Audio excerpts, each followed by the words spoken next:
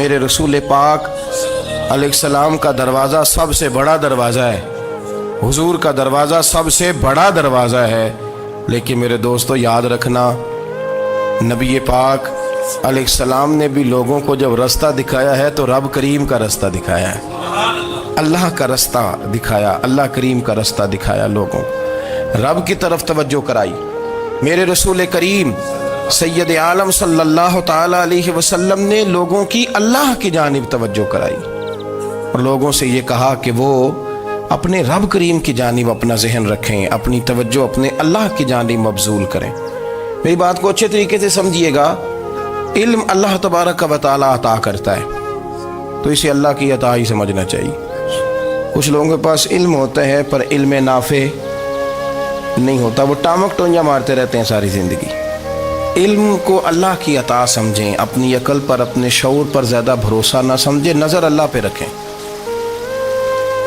حضرت مولا علی شیر خدا کرم اللہ تعالی وجہہ الکریم سے کسی نے پوچھا تھا بڑا عالم کون ہوتا ہے؟ ہمارے ہاں تو اب وہ والے عالم پائے جاتے ہیں نا، اللہ ماشاءاللہ، جو ممبر پہ بیٹھتے ہیں تو دعوے ہی دعوے ہیں، ممبر پہ بیٹھتے ہیں تو دعوے ہی دعوے ہیں، اس طرح کے عالم ہمارے ہاں پائے جاتے ہیں۔ وہ ہر بات میں دعویٰ کرتے ہیں، میں یہ کر دوں گا، میں وہ کر دوں گا۔ یہ مزاج علماء کا نہیں۔ حضرت علی المرتضیٰ سے کسی نے پوچھا بڑا عالم کون ہوتا ہے؟ فرمایا بڑا عالم وہ ہوتا ہے کہ جسے مسئلے کا پتہ نہ ہو تو وہ کہہ دے مجھے نہیں پتا، میں پتہ کر کے بتاؤں گا، غلط بات بیان نہ کرے۔ امام مالک سے کسی نے کوئی مسئلہ پوچھا تو آپ فرمانے لگے مجھے اس سوال کا جواب نہیں آتا، ہمارے بزرگ سمجھاتے کیا ہے؟ وہ کہنے لگا آپ اتنے بڑے امام ہیں تو اس سوال کا جواب نہیں آتا۔ فرمانے لگے اگر مجھے ہر سوال کا جواب آتا پھر تو میں خدا ہوتا، مجھے ہر سوال کا جواب نہیں آتا، مجھے تو اتنا آتا ہے جتنا میرے رب نے مجھے عطا کر دیا ہے۔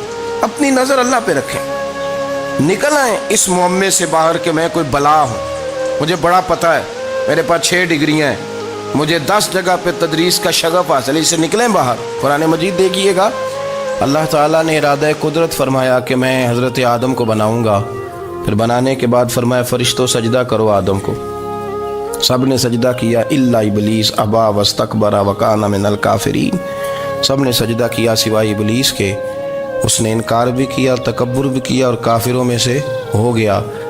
تو یہ جب اللہ تعالیٰ نے سجدہ کرایا تو کیسے کرایا؟ اللہ تبارک و تعالیٰ نے نا حضرت آدم کو علم سکھایا خود، وعلم آدم الاسماء کلہا، خود اللہ فرماتے ہیں کہ میں نے جناب آدم علیہ السلام کو تمام اشیاء کے نام سکھائے، سب اشیاء کے نام سکھائے۔ تو وہ چیزیں پھر میں نے نا، اللہ فرماتے ہیں میں نے فرشتوں پہ پیش کی، میں نے کہا کہ بتاؤ ان کے نام کیا ہے، تو فرشتوں نے جو جواب دیا ہے وہ سمجھنے والا ہے۔ اللہ نے چونکہ خود علم سکھایا تھا حضرت آدم کو، جناب آدم سکھایا تھا لیکن فرشتوں کو نہیں سکھایا تھا، تو اللہ کریم نے فرمایا فرشتوں اب یہ بتاؤ ان چیزوں کے نام کیا ہیں؟ تو فرشتے کیا کہتے ہیں؟ فرشتے عرض کرتے ہیں قالوا سبحانک لا علم لنا۔ آپ کبھی یقین کریں اس چیز کی لذت لیں تو مزہ آ جائے۔ کہا قالوا سبحانک، کہنے لگے تو پاک ہے، قالوا سبحانک، کہنے لگے تو بھئی آدم علیہ السلام کو نام سکھا لیے، پھر فرشتوں کے سامنے وہ چیزیں پیش کر کے کہا ان چیزوں کے نام بتاؤ، تو فرشتے کیا کہتے ہیں؟ کہتے ہیں قالوا سبحانک، تو پاک ہے، لا علم لنا، ہمارے پاس کوئی علم نہیں، الا ما علمتنا، ہمیں تو اتنا پتہ ہے جتنا تو نے ہمیں سکھا دیا، ہمیں تو اتنا پتہ ہے جتنا تو نے ہمیں، لا علم لنا، ہمارے پاس کوئی علم نہیں ہے، اتنا ہی پتہ ہے جتنا تو نے ہمیں سکھا دیا ہے، اس سے زیادہ ہمارے پاس علم۔ اور یہ کیوں تو نے ہمیں جتنا سکھایا اتنا پتہ ہے؟ فرشتے یہ نہیں کہتے یا اللہ تو زیادہ سکھا، آدم کو دیا تو ہمیں بھی دے، یہ نہیں فرمایا، فرمایا انک انت العلیم الحکیم، اے اللہ تو علم والا بھی ہے اور حکمت والا بھی ہے، تجھے پتہ ہے کس کو کتنا دینا ہے، جتنا تو نے مناسب سمجھا جناب آدم کو دیا اور جتنا تو نے بہتر سمجھا وہ تو نے ہمیں عطا فرمایا۔ تو اگر آپ کے پاس علم ہے، کہیں نالج ہے، اس کو اللہ کی عطا سمجھے۔ ہمارے ہاں بہت سارے لوگ بن کے بیٹھ جاتے ہیں، میں اکثر کہتا ہوں کہ پھر وہ دعوے کرتے ہیں میرے علاقے والے جاہل ہیں، میرے شہر والے جاہل ہیں، میرے خاندان والے پڑھے نہیں، یہ آپ کا دعویٰ ہے، یہ آپ کو خراب کر دے گا۔ ہم نے بہت سارے ایسے لوگ دیکھے جو بہت بڑے عالم تھے، لیکن اللہ جب لینے پہ آیا تو عقل ہی لے گیا، شعور ہی چلا گیا، حافظے ختم ہو گئے۔ آپ دیکھتے ہیں بڑھاپے میں کچھ لوگ ایسے ہوتے ہیں کہ جن کو یہ بھی یاد نہیں رہتا کہ میرا نام کیا ہے، میں کہاں ہوں، مجھے کدھر جانا ہے۔ تو اس وقت سے اللہ کی پناہ مانگیں اور اپنی نظر اپنے رب کریم کی جانب رکھیں، اللہ کی جانب اپنی نظر کو مبذول رکھیں۔ دوسری بات، علم کے بعد ایک چیز آتی ہے جس کا نام ہے ہدایت، جس کا نام ہے تقویٰ، جس کا نام ہے پرہیزگاری، جس کا نام ہے عمل، عبادت، ریاضت۔ یہ بھی اسی وقت ہی نصیب ہوتی ہے جب میرا رب کریم نصیب فرما دیتا ہے۔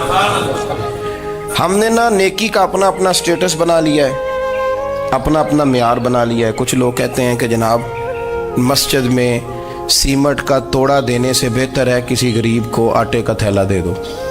اب اس نے اپنا مزاج بنا لیا نا نیکی کا، اس نے اپنا سٹیٹس بنا لیا۔ میرا یہ سوال ہے کہ نبی پاک صلی اللہ تعالیٰ علیہ وسلم جب مدینہ شریف آئے تھے تو حضور نے سب سے پہلے غریبوں میں آٹا تقسیم کیا تھا کہ سب سے پہلے مسجد بنائی تھی؟ کیا عجیب لوگوں کا رنگ ہے، اپنی مرضی کی ہدایت، اپنی مرضی کا تقویٰ، اپنی مرضی کا معیار۔ مسجد کوئی بڑا چھوٹا خطیب بھی میری طرح کا ہو نا تو وہ مسجد میں بیٹھ کے جب نبی پاک کی بات کرتا ہے تو کہتا ہے میرے رسول پاک غریبوں کا سہارا بن کے آئے۔ وہ غریبوں کی بات کرتا ہے، مسکینوں کی، لاچاروں کی، کمزوروں کی بات۔ تو مسجد ہی تو وہ ادارہ ہے جہاں سے غریبوں کی بات ہو رہی۔ تو اب لوگوں نے غریب کو اور مسجد کو لڑانا شروع کر دیا، اس کو لڑاؤ کہ مسجد میں پیسے دینے سے بہتر ہے آپ غریب کو آٹے کا تھیلا دے دیں۔ آپ یہ کیوں نہیں کہتے کہ مسجد میں بھی آپ توڑا دیں ایک سیمٹ کا اور ساتھ غریب کو بھی خدمت کریں؟ یہ کیوں نہیں تقویٰ؟ اپنی اپنی مرضی کا مزاج، اپنی اپنی۔ کچھ لوگ کہتے ہیں چھوڑو جی، ساری زندگی انسان نماز پڑھتا رہے اور پھر گالیاں بھی دیتا رہے، بندہ داڑھی بھی رکھ لے اور جھوٹ بولنا بھی نہ چھوڑے۔ تو یہ آپ نے اپنے پاس سے تقوی کا معیار بنایا۔ گالی دینے کا گناہ ہے اور داڑھی رکھنے کا ثواب ہے۔ تو اگر آپ داڑھی رکھے ہوئے ہیں اور آپ کوئی غلطی کر رہے ہیں تو اس سے آپ کی داڑھی کا ثواب ختم، اللہ کرے آپ کو سمجھ آئے میری بات۔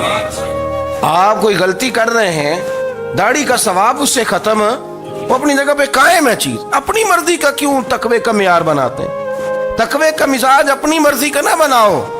اللہ کی بارگاہ سے دعا مانگو کہ یا اللہ ہمیں ہدایت کا نور عطا فرما، اللہ تو ہمیں رستہ دکھا، تو بتا کہ ہدایت کیا ہے۔ تو رب فرماتا ہے اللہ ولی الذین آمنوا، اللہ مومنوں کا مددگار ہے، یخرجہم من الظلمات الی النور، وہ انہیں اندھیروں سے نکالتا ہے اور نور کی طرف روشنی عطا فرماتا ہے۔ اندھیروں سے نور کی طرف اللہ لاتا ہے۔ اللہ ولی، اللہ مومنوں کا ولی ہے، وہ انہیں اندھیروں سے نور کی طرف نکالتا ہے۔ ہدایت ہمیشہ اللہ کی طرف سے سمجھے۔ جب وہ نماز کی توفیق دیتا ہے تو اپنے فضل سے دیتا ہے، جب وہ ذکر کی توفیق دیتا ہے تو اپنے فضل سے۔ ہم سمجھتے ہو جی فلانا نہیں پڑھ رہا بڑا بیوقوف ہے، فلانا نہیں پڑھ رہا، تو تم کیا اپنی عقل کے زور پہ پڑھ رہا ہے؟ میں جی اللہ کے فضل سے 2 سپارے پڑھتا ہوں، تو کس پہ احسان کرتے تو 2 سپارے پڑھ کے رویا کر کہ اگر مالک تو بڑا قریب نہیں۔ بڑے لوگ ہیں جن کو پورا قرآن حفظ ہے پر انہیں پڑھنے کی توفیق نہیں، تو انہیں فضل کیا اور مجھے توفیق دے دی ہے پڑھنے۔ رویا کر، پڑھ کے رویا کر، راتی ساری کر کر زاری، وہ نیند اکھاں تھی توندے تے فجرے اوہی گناہگار کہاون سب تو نیوے ہوندے۔ مہربانی کریں، ڈریں، نیکی کریں تو پھر ڈریں، پھر احساس پیدا کریں، پھر اپنے اندر وہ کمزوری لائیں کہ توبہ توبہ مجھے تو پتہ ہی نہیں، تو جانتا ہی نہیں۔ حضرت سیدنا امام اعظم ابو حنیفہ رحمۃ اللہ تعالی علیہ کے ساتھ ایک شخص کہتا میں نے نماز پڑھی تو عشاء کی نماز تھی۔ یہ جو لوگ بڑے ہوتے ہیں نا، جن کے پیار کرنے والے بڑے ہوتے ہیں، ان کے گرد خوف بھی بڑا ہی ہوتا ہے، انہیں بڑا ڈر لگتا ہے، بڑی بعض اوقات آزمائش ہوتی ہے ان کی۔ عشاء کی نماز کہتے پڑھی تو امام صاحب نے نا عشاء کی نماز میں تلاوت کی آیتیں فَمَن يَعْمَلْ مِثْقَالَ ذَرَّةٍ خَيْرًا يَرَهُ وَمَن يَعْمَلْ مِثْقَالَ ذَرَّةٍ شَرًّا يَرَهُ، فرمایا جو ذرہ برابر خیر کرے گا وہ بھی قیامت میں دیکھے گا، اور جو ذرہ برابر شر کرے گا وہ بھی قیامت میں اس شر کو دیکھے گا اس کے سامنے آئے گا. تو وہ شخص کہتا ہے کہ سارے لوگ نماز پڑھ کے چلے گئے تو امام صاحب رحمۃ اللہ علیہ نے اپنی داڑھی پکڑی رو رہے ہیں. کہتے ہیں وہ ذرہ برابر نیکی کا بدلہ دینے والے، وہ ذرہ برابر شر پہ سزا دینے والے میری سفید داڑھی کو دیکھ. مالک میرے ذرے ذرے سامنے نہ لانا، لوگ تو میری بڑی قدر کرتے ہیں دنیا، میں تو بڑا پہچانا جاتا ہوں، لوگ تو میری راہوں میں پھول لیے کھڑے ہوتے ہیں، مجھے بڑا نوازتے ہیں. قیامت میں رسوا نہ کر دینا، میرے لیے مشکل ہو جائے گی. وہ کہتے ہیں میں نے امام صاحب کا درد دیکھا، مجھے کوئی کام تھا تو میں چلا گیا. میں نے کہا کہ وہ اس وقت اللہ کے حضور حاضر ہیں تو میں دوبارہ آؤں گا. کہتے ہیں میں تہجد کا وقت آیا تو امام صاحب وہیں بیٹھے تھے اور ان کی داڑھی آنسوؤں سے بھری ہوئی تھی اور زور سے داڑھی پکڑی ہوئی. کہنے لگے مالک رسوا نہ کر دیں، قیامت میں رسوا نہ کر دیں. یار جو ہدایت یافتہ لوگ تھے وہ تو ڈرے ہوئے تھے، وہ تو سہمے ہوئے تھے. وہ تو کہتے تھے یہ اس کا فضل نہیں، اس نے بلا لیا، یہ اس کا کرم نہیں. حضرت باعزید بستامی کسی کافر کو دیکھتے تو رو پڑتے، کہتے مالک تو کتنا قریب ہے، یہ بے ایمان رہ گیا، تو نے اپنے فضل سے مجھے اپنے نبی کا غلام بنا لیا. وہ رو پڑ. یہاں تو لوگوں کا دعویٰ ہی بڑا ہے. نمازی اللہ خیر فرمائے وہ تو دوسروں کو گھورتا ہے، وہ کہتا ہے جنت کا میں مالک ہوں، کنجیاں میرے پاس ہیں، میں کسی اور کو گھسنے نہیں دوں گا. اور اگر 2-3 حج کر لے تو پھر تو وہ کہتا ہے کہ اب میرے سے پوچھ کے لوگ جنت میں جائیں گے معاذ اللہ. اور اگر وہ 2 4 5 7 دفعہ کوئی نفل پڑھ لے تو پھر وہ کہتا ہے چھوڑیں جی سارے لوگ بے عمل ہیں، میں اکیلا نیک ہوں. نہ ایسا کریں، اپنی توجہ اپنے رب پہ رکھیں، اپنی توجہ اپنے معین الملت والدین، عطائے رسول، ہند الولی، غریب نواز، خواجہ معین الدین چشتی، حضرت خواجہ اجمیر، شاہ اجمیر، والی ہندوستان. آخری عمر میں نا سارا دن روتے گزر جاتا، ساری رات روتے گزر جاتی، ذرا سی کوئی بات کرتا تو رو پڑتے، آنکھیں آنسوؤں سے بھری رہتی. کئی دفعہ اپنے بھی پریشان ہو جاتے ہیں نا کہ یار تو ایک بات کی جان ہی نہیں چھوڑ رہا. تو خواجہ قطب الدین صاحب بختیار کاکی سے لوگوں نے کہا کہ آپ مرشد سے بات کریں، اتنا بھی تو نہیں نہ رونا چاہیے، ہر وقت اس کے آنسو کی کریے. عاشق دا کام ہی رونا تونا تے بنا رویوں نہیں منظوری. یہ عاشق سدا ہی روندا رہندا ہے، پاویں وصل ہوئے تے پاویں دوری. ہر وقت رونے کا کیا مطلب ہے؟ تو خواجہ قطب صاحب کہتے ہیں میں قریب گیا تو میں نے پیر دبائے، میں نے کہا سونیا لوگ تو کچھ بھی نہیں کرتے، تو نے تو کمال کر دیا، 90 لاکھ آدمی مسلمان کر دیا، دنیا کچھ نہیں کرتی، تو نے 50 سال ساری رات مصلے پہ بیٹھ کے رب راضی کیا. تو شہزادہ تھا، حضور کی اولاد تھا، لیکن معین الدین تیرا ایک پلاٹ بھی نہیں. تو نے طالب علم پالے، انہیں غریبوں کو دیا، انہیں نوازا، کوئی شے نہیں تیرے پاس، ہر چیز تو نے. ساری رات روتے ہو، سارا دن روتے ہو. تو خواجہ قطب الدین صاحب کہتے ہیں میں نے جب عرض کیا تو خواجہ صاحب مجھے گلے لگا لیا، چیخ مار کے روئے. کہنے لگے قطب الدین پتر داڑھی سفید ہو گئی، جانے کا وقت آ گیا. جو تو نے نیکیاں گنوائی ہیں وہ ہیں صحیح میرے پاس، پر یار کی بارگاہ میں پیش کرنے کے قابل ایک بھی نہیں. تو بارگاہ تو دیکھ کتنی بڑی ہے، رسول کریم کی بارگاہ میں پیش کرنے کے قابل ان میں سے ایک بھی نہیں. تو آستانہ دیکھ کتنا بڑا ہے، کیا پیش کروں گا، کیا عرض کروں گا حضور کی بارگاہ میں، کس طرح. وہ یار جو بڑے تھے وہ تو ڈرے ہوئے تھے، سہمے ہوئے تھے، وہ تو بڑی آزمائش میں تھے. لیکن میرا اور آپ کا رٹا 2 نمازیں پڑھ کے 6 نمازوں کا دعویٰ کرنا اور لمبی چوڑی کہانیاں بنانا اور اپنے منہ سے اپنی تعریفیں کرنا، اس سے تھوڑا باہر آئیں. رزق بھی میرا اللہ ہی دیتا ہے، علم بھی اللہ دیتا ہے، رزق بھی. بڑے بڑے فقیروں کو مالدار ہوتے دیکھا، بڑے بڑے مالداروں کو فقیر ہوتے دیکھا. بڑے بڑے، میرے ایک بڑا سخی قسم کا سجن ہے، بڑا پیارا ہے، میں اسے سخی مانتا ہوں. میں نے اپنی پریشانیوں کے دنوں میں بھی اس شخص کو سخی دیکھا. ایک دن رات کو مجھے ٹیلی فون کر کے کہنے لگا کدھر ہو؟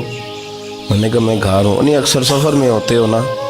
میں نے کہا طبیعت کیسی ہے؟ ٹھیک ہے، بس حال چال پوچھنا تھا. میں نے سمجھائی، میں نے کہا یار یہ کوئی مسئلہ ہے، ورنہ رات کے 2 بجے کوئی حال پوچھنے کو فون تو نہیں نہ کرتا. कोई मतलब ऐसा तो मसला नहीं ना। तो मैंने बैक कॉल की, मैंने कहा यार मेरी बात सुन, मसला क्या? कि नहीं कुछ नहीं दिल कर रहा था। मैं कहा मेरी गल सुन, रहे असी 4-5 साल कट्ठे, मैं तेन जानना, असल बात कर।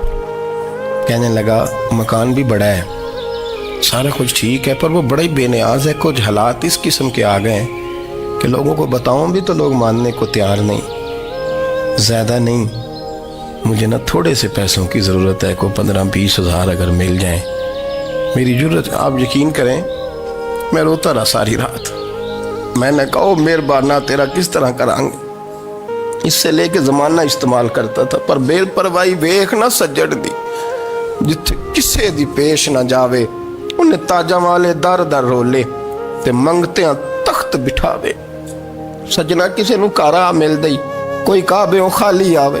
वल्लाहु खैरुर राज़िकीन, वो कहते तू दाएं बाएं ना जा, रिस्क तो तुझे मैं दूंगा, मैं हूं बेहतर रिस्क देने वाला। बड़े बड़े बादशाह, बड़े बड़े शहनशाह, बड़े बड़े लोग, हाथों में कासे, फकीरियां। उम्मे रबिया क्या करती थी, बड़ी नेक और साले खातून थी। वो कहती हैं कि मैं ना बड़े अमीर आदमी की बीवी थी, अपने शौहर के साथ छत पे बैठी थी तो नीचे फकीर मांगने वाला आया, उसने बड़े दर्द से सदा की, तो मैंने अपने शौहर से कहा कुछ देने का, दफा कर, इन लोगों ने धंधा बनाया हुआ है। कहती मैं मेके से भी बड़ा माल लेके आई थी, मेरे माँ बाप बड़े अमीर थे, तो मैंने ना चोरी अपने खामा से नज़र बचा के बाथरूम जाने के बहाने गई और नीचे जाके 5 दिनार मैंने उस फ़कीर की हथेली पे रखे। कहते उसने 5 दिनार देखे, फिर मेरी तरफ देखा तो मैंने उसकी आंखों में आंसू चमकते देखे।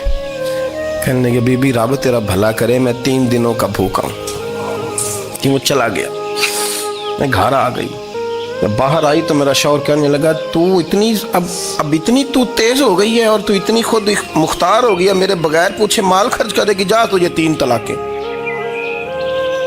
कहती मैं बालदार और वज़ादार बाप की बेटी थी, तलाक लेके घर आई तो मेरा बाप टूट गया, चारपाई पे चला गया। ओहो ये क्या बन गया। कहती बड़ी तकलीफ रही। 1-2 साल के बाद मेरे अब्बा ने मेरी शादी कर दी। अब जिस शौहर के पास गई वो बड़ा नेक था, परहेजगार था, अल्लाह ने बेहतरीन सिला दिया। कहती छत पे बैठी थी, दरवाजे पे फ़कीर आया, मैंने शौहर से कहा कुछ दे दूं। कहने लगा 5 ना देना, 15 देना, 20 देना, मैं फ़कीर हूँ, मैंने फ़क्र से दौलत देखी है, इसे खाली ना लौटाना। कहती है कि मैं नीचे गई और जब मैंने उसकी तरफ दिनार बढ़ाए तो मेरी चीख निकली, पैसे फेंक के मैं बेहोश होके गिरी। मेरा शौहर ने आके उठाया, अंदर ले गया, पानी मुंह पे छिड़का। कहने लगा तुझे क्या हुआ? कहने लगी ये जो मांगने आया ये मेरा पहला शौहर था, वही था जो कहता था कि तू 5 दिनार दे आइए, जा तुझे 3 तलाकें। पढ़ो ना हदीस पाक, मेरे नबी पाक अलैहिस्सलाम ने फरमाया एक बंदा गंजा था। गंजा कोई तरतीब आगे पीछे हो जाए तो मफहूम के लिहाज से, लेकिन मैं मफहूम उसका वाज़े करता हूँ। एक गंजा था, कोई शय नहीं थी, सर पे बाल भी नहीं थे, रोया करता था। अल्लाह ताला ने फरिश्ते को भेजा, तुझे क्या चाहिए? तो कहने लगा बाल आ जाए और थोड़ा माल आ जाए। फरिश्ते ने हाथ फेरा तो बाल भी आ गए, तो बकरियां भी आ गईं, लाइनें लग गईं, माल ही माल हो गई। दूसरे के पास गया, वो कोड़ा था, उसको जाके कहा क्या चाहिए? कहने लगा शिफा हो जाए और कुछ अल्लाह ताला आसानी कर दे। शिफा भी हो गई, गायें भी दे दी, भैंसें भी दे दी, माल ही माल हो गई। फिर एक के पास गया, वो अंधा था, तुझे क्या चाहिए? उसने कहा आंखें मिलने और कुछ साथ अल्लाह माल दे दे। ऊँट ही ऊँट हो गए। जब बड़ा नवाज दिया तो फिर मालिक ने इम्तिहान लेने का इरादा किया। यारी तेरी सोना है पर आजमाइशां भी तेरियां अग, आजमाइशां तेरियां, सही कह रहा हूँ, आजमाइशां तेरियां, यारी तेरी सोना है पर आजमाइशां तेरियां। ये सोना परखिया जामदा ही पहलो ना लगा दे लग। अल्लाह ने फरमाया आजमाइश करो। सबसे पहले गंजे के पास आए, उसे कहा अल्लाह के रास्ते में कुछ दे। कहने लगा मेरे खर्चे ही बड़े, देखो तो सही कितनी मुश्किल में वक्त गुजारता हूँ, हाल ही कोई नहीं। तो उसने कहा मैंने तो सुना है तू गंजा और भूखा नंगा था। कहने लगा मैं तो जल्दी पूछती रही से आजम हूँ, तुझे किस पागल ने कहा है भाग जा? उसने कहा अच्छा जैसे तू था वैसे ही हो जाए। खेत खलियान उजड़ गए, फिर से गंजा हो गया। हुजूर अलैहिस्सलाम फरमाने लगे, फिर वो उसके पास गया जो कोड़ा था, उसे कहा कुछ दे। कहने लगा खर्चे ही बड़े, اب پوچھ لیں کسی امیر آدمی سے، کہے گا چکی کے نیچے ہاتھ ہے میرا، میرے سے زیادہ تو پریشان بندہ ہی کوئی نہیں۔ کیا بتاؤں آپ کو، اتنا ٹیکس ہے، اتنا جرمانہ ہے، فلانی شے، بڑا کچھ گنواتے ہیں لوگ۔ اس نے کہا میں نے تو سنا تو پہلے کوڑا تھا۔ اس نے کہا جا دوڑ جا، میں تو رئیس اعظم ہوں، دادا بھی پردادا بھی اور ساری نسل ہی۔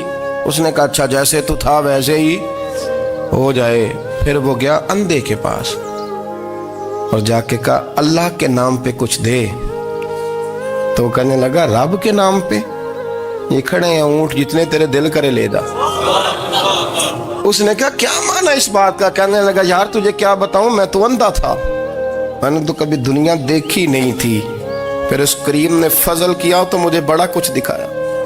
میں کیا بتاؤں، میرا دل کر رہا ہے کہہ دوں کہ پھر اس نے کعبہ دکھایا، پھر اس نے روضہ رسول دکھایا، پھر اس نے ریاض الجنہ کے سجدے دکھائے، پھر اس نے اپنے محبوب کے دروازے کی رونقیں دکھائیں۔ اس نے بڑا کچھ دیا، اس نے بڑا نوازا۔ میرے پاس تو شاید میں بدکار پرانا خادم، کسے در ملی نہ ٹوئی، ایت واصف یار نے نظر جو کی تھی، پھر واصف ہی ہوئی۔ یہ تو اس کا کرم ہوا۔ تو یہ وہ کہنے لگا تو اللہ کے نام پہ جان مانگ، میں وہ بھی دینے کو تیار۔ میرے پاس تو شے کوئی نہیں تھی، مجھے تو اپنا پتہ ہے، میں تو کوئی شے نہیں تھا، کچھ نہیں تھا میرے پاس۔ یہ تو ان کا کرم ہے کہ رخ ان کا ادھر ہے، اور مختصر سی میری کہانی ہے، یہ جو بھی ہے ان کی مہربانی ہے۔ تو وہ کہنے لگا میں بھی کچھ لینے نہیں آیا تھا، تیری آزمائش ہی کرنے آیا تھا، تیری عزتیں بھی سلامت رہیں گی، تیرا مال بھی سلامت رہے گا، تیری شفا بھی۔ اپنی زندگی میں کبھی بھی اللہ کی بارگاہ سے توجہ ادھر ادھر نہ کریں، چھوڑیں لوگ کیا کر رہے ہیں، دنیا کیا کہہ رہی، کبھی بھی اپنی توجہ دائیں۔ ہمارا یہ مسئلہ بن گیا کہ ہماری سیاست ہے، ہماری دنیا داری ہے، ہم بندوں کو راضی کرنا چاہتے ہیں، ہم دیکھتے ہیں کون کس طرح، اور آپ یقین کریں آپ تھک جائیں گے، بندے راضی نہیں ہوں گے، وہ نہیں راضی ہوتے۔ آپ ان کو منا کے لائیں گے تو ادھر والے نکل جائیں گے، ادھر کو منائیں گے تو ادھر والے نکل جائیں گے۔ اس چکر سے باہر آئیں، اس رب کو راضی کریں جو فرماتا ہے ان الذین آمنوا وعملوا الصالحات سیجعل لهم الرحمن ودا۔ فرمایا تو ایمان لانے کے بعد نیک عمل کر، میں لوگوں کے دلوں میں تیری محبت پیدا کر دوں گا۔ رحمان لوگوں کے دلوں میں محبت ڈال دے گا، اللہ لوگوں کے دلوں میں۔ اپنی نظر ہمیشہ اپنے رب پہ رکھیں، اتنی لمبی چوڑی دنیا داروں سے امیدیں نہ وابستہ کریں۔ میں نے دیکھا ہے لوگ کاسا لیسی کرتے ہیں، کبھی اس کے دروازے پہ کبھی اس کے دروازے پہ۔ ان چکروں سے باہر آئیں اور اپنے رب کی بارگاہ کی طرف توجہ کریں، استغفار شوق سے پڑھا کریں، اور اکیلے میں نہ، اکیلے میں۔ حضرت رئیس المتکلمین مولانا نقی علی خان صاحب رحمۃ اللہ نے لکھا ہے کہ فرعون 500 سال حکومت کر گیا، یہاں تو 5 سال کی حکومت کی پیر لڑکھڑاتے ہیں، 500 سال۔ فرماتے اصل وجہ یہ تھی کہ دنیا جب سو جاتی تھی نا تو اوپر چادر لے کے تو مصلے پہ بیٹھ جاتا تھا اور ہاتھ باندھ کے کہتا تھا رب تو ہی ہے، میرا پردہ نہ کھولنا، مالک تو ہی ہے، کرم نوازی کرنا، میری پکڑ نہ کرنا۔ وہ بے ایمان ہو کے اگر 500 سال ہاتھ باندھے تو گزارا کر لیتا ہے، تو ایماندار ہے۔ پر مسئلہ یہ ہے کہ تو رات کو بکل مار کے ہاتھ نہیں نہ باندھتا، تو منت نہیں کرتا، تو استغفار نہیں کرتا۔ توبہ کریں تو بچے رہیں۔ وہ اتنی لمبی حکومت کر گیا چونکہ رات کو کہتا تھا مالک رب تو ہی ہے، لیکن مہربانی فرما، میری پکڑ نہ فرمایا، تو اللہ نے تو اس کو مہلت دے دی۔